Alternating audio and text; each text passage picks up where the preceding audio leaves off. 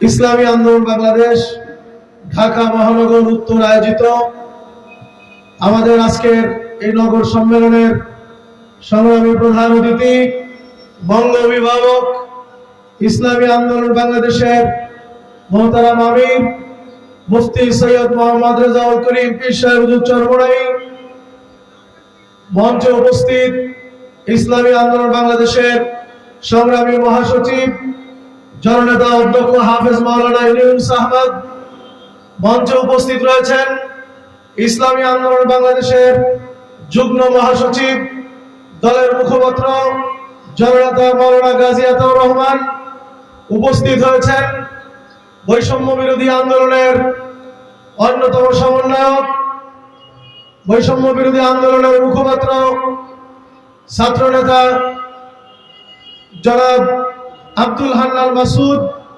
আমাদের এই মঞ্চে উপস্থিত রয়েছেন ইসলামী আন্দোলন বাংলাদেশ ঢাকা মহানগর দক্ষিণের সংগ্রামী সভাপতি জননেতা মাওলানা ইমতিয়াজ আলম।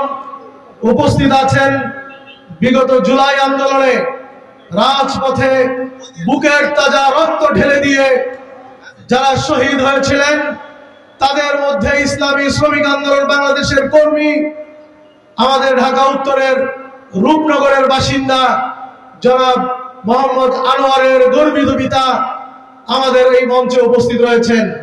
মঞ্চে উপস্থিত আছেন জাতীয় নেতৃবৃন্দ, নগর নেতৃবৃন্দ, অন্যান্য বিভিন্ন বন্ধু প্রতিম সংগঠনের ঢাকা মহানগর উত্তর নেতৃবৃন্দ, সমবেত আমার ভাই ও বন্ধুগণ, নগরবাসী, আমার ভাইয়েরা, প্রিয় ভাইয়েরা আমার, আমাদের আমির বক্তব্য রাখবেন, আমাদের সিনিয়র নেতৃবৃন্দ বক্তব্য রাখবেন।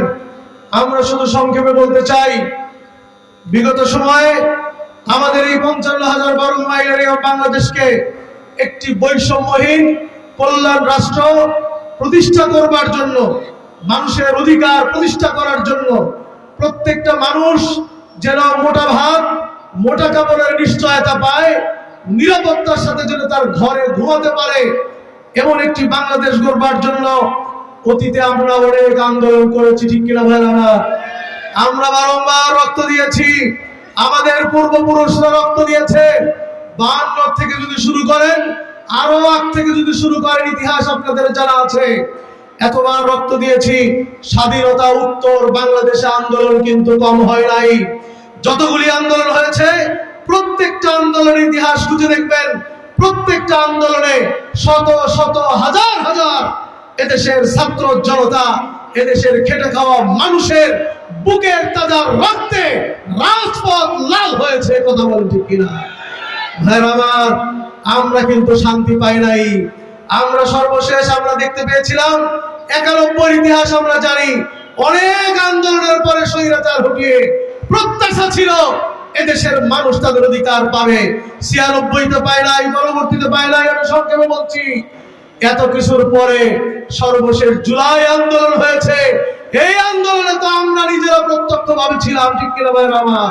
আমার দৃঢ় বিশ্বাস, এই আন্দোলনে বাংলাদেশের অপরাপর রাজনৈতিক দল এবং মানুষ যেভাবে সম্পৃক্ত হয়েছিল, ছাত্র জনতা যেভাবে সম্পৃক্ত ছিল, পীর সাহেব চরমোনাই, ইসলামী আন্দোলন বাংলাদেশের আমির নায়েবে আমির সহ নেতৃবৃন্দরা এখানে উপস্থিত আছেন, তারা সরাসরি দলের ব্যানারে আমরাও সেদিন রাজপথে আপনাদেরকে নিয়ে মিছিল এবং সংগ্রাম করেছি, ঠিক কিনা ভাইরা আমার? এখানেও শহীদের বাবারা রয়েছেন, এখানে অনেক দায়িত্বশীলকে আমি চিনি, তাদের হাতের এই প্রান্ত থেকে বুলেট ঢুকে অপর প্রান্ত থেকে বের হয়ে গিয়েছে, পায়ের এই প্রান্ত থেকে ঢুকে অপর প্রান্ত থেকে বেরিয়ে গিয়েছে। এরকম আমার ঢাকা উত্তরেরই অনেক নেতৃবৃন্দ আজকের এই সম্মেলনে উপস্থিত আছেন। কথা বলে ঠিক কিনা ভাইরা আমার? আমরা স্পষ্ট ভাষায় বলে দিতে চাই, এই যে আন্দোলন করেছি, আমাদের কথাবার্তা স্পষ্ট। আমাদের দেশকে, আমাদের এই দেশকে একটি কল্যাণ রাষ্ট্র প্রতিষ্ঠা করার জন্য আমরা আর কতবার রক্ত দিতে চাই? কি বলেন? আর দিতে রাজি নাকি আমরা রক্ত দেব না। হ্যাঁ, প্রয়োজন হয়ে দেব। আমরা চাই এবার যে আন্দোলন হয়েছে, এর মাধ্যমে আমরা একটি কল্যাণ রাষ্ট্র প্রতিষ্ঠা করেই ছাড়বো ইনশাআল্লাহ। ভাইরা আমার, কথাবার্তা পরিষ্কার। এবারের যে আন্দোলন হয়েছে যেন তেন নির্বাচন দেওয়ার জন্য আন্দোলন হয় নাই। কথা বলেন ঠিক না ঠিক? যেন তেন নির্বাচন, কোন রকমে আবার কেউ এসে ক্ষমতায় বসবেন, আবার আমরা দেখব ভোটের সময় ব্যালট বাক্স নিয়ে পালিয়ে যাচ্ছেন, আবার দেখব ভোটের সময় কেন্দ্রগুলো জ্বালিয়ে দিচ্ছেন, আবার দেখব রক্তক্ষয়ী সংঘর্ষ করবেন বাংলার জমিনে। আর তা হতে দেওয়া হবে না। প্রিয় ভাইয়ের আমার, এজন্য পীর সাহেব চরমনায় ঘোষণা করেছেন আগে সংস্কার করতে হবে। কি একমত না দ্বিমত? কারা কারা একমত আছেন? নারায়ে তাকবীর। আগে সংস্কার করতে হবে, তাতে স্বল্প সময়ে, আমরা চাই নির্ধারিত সময়ের মধ্যেই সংস্কার হোক। সংস্কার করে তারপরে নির্বাচন দেন। আমাদের আমির বলেছেন পিয়ার পদ্ধতিতে নির্বাচন দিতে হবে, তাহলেই আপনার আবার প্রত্যেকের ভোটের মর্যাদা প্রতিষ্ঠিত হবে। কথা বলে ঠিক কিনা ভাইরা? কাজেই আমরা সকলের মধ্যে আহ্বান জানাই, আসুন আমরা এই আন্দোলনে যে যে দলেরই থাকেন না কেন, আমরা যারা শরীক ছিলাম, আমরা নিজেদের মধ্যে বিভাজন তৈরি করতে চাই না। আমরা চাই সকলেই ঐক্যবদ্ধভাবে আমরা আবার এই দেশকে গড়ার জন্য কাজ করি। কিন্তু কেউ আগ বাড়িয়ে যদি আপনারা বিভাজনের সৃষ্টি পায়তারা করেন, আপনারা যদি কাদা ছেলাছুরি করেন, এ দেশবাসীর মধ্যে বিভাজন যদি তৈরি করেন, আপনারাই কিন্তু দায়ী থাকবেন। কথাবার্তা মনে রাখবেন। কাজে আসুন আমরা সকলেই ঐক্যবদ্ধভাবে পীর সাহেব চরমনার নেতৃত্বে পতাকা দলে আমরা ঐক্যবদ্ধ হই।